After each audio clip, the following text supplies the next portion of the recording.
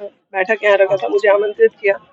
जीत कैसे सुनिश्चित की जाए उसके लिए उन लोगों ने मंत्रणा की और मुझे टिकट मिलने पर खुशी जाहिर किया है, सम्मानित किया।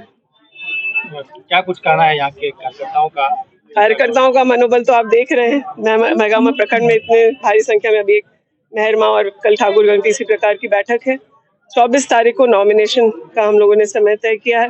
24 तारीख को 11 बजे ऊर्जा नगर स्टेडियम में सभा करके फिर जो है नॉमिनेशन हम लोग करेंगे। उसकी तैयारी में अब सभी कार्यकर्ता जुट गए। जनता के बीच में जाना है, अब समय भी काफी कम है, कैसे हो? मैं 5 सालों तक जनता के बीच रही हूँ। लोग एग्जाम जब आता है तब पढ़ाई करते हैं। हम लोग वैसे विद्यार्थी हैं जो हर दिन, हर साल, हर वक्त पढ़ाई अपनी पूरी रखते हैं। अभी क्या कहिएगा मेहगामा की विधानसभा के मेरे सभी परिवारजन से, प्रियजन से यही कहना चाहूंगी कि आप लोगों ने जिस तरह से अपना भरोसा टूट रखा है मुझ पर, उस भरोसे को मैं हमेशा कायम रहूंगी।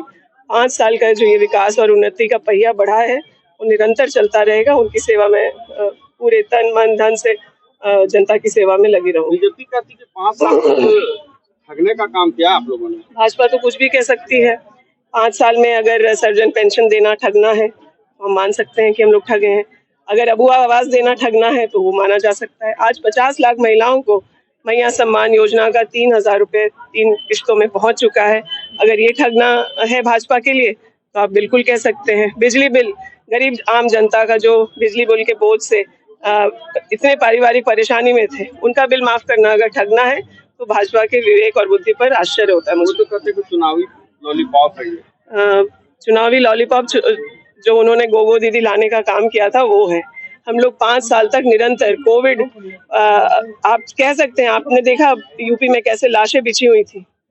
जो हमारे धर्म में लोगों को अंत्येष्टि जला करके की जानी चाहिए थे, उस धार्मिक आस्था को भी भाजपा संभाल नहीं पाई यूपी में। और हम लोगों ने अपने लोगों को सुरक्षित रखा।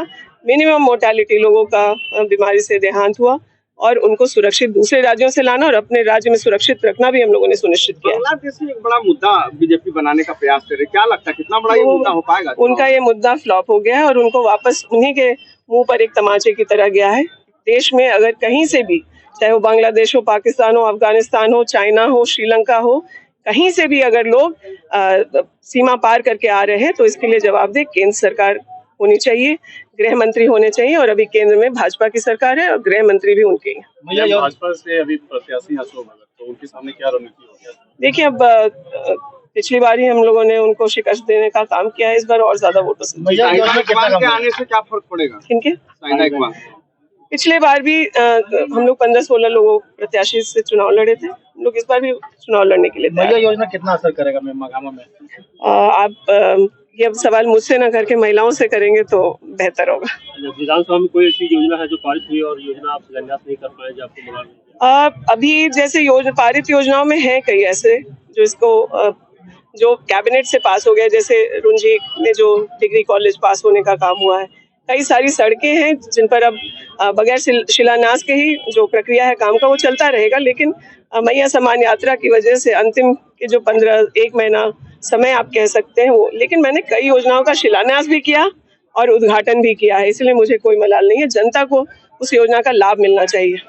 महागामा की जनता को के लिए क्या कहिएगा मैडम? मेहगामा की जनता से मैं हाथ जोड़ करके विनती करती हूँ कि आप लोगों ने मुझे मान सम्मान दिया है, हम लोग आपकी सेवा करके आपके भरोसे को टूटने नहीं देंगे।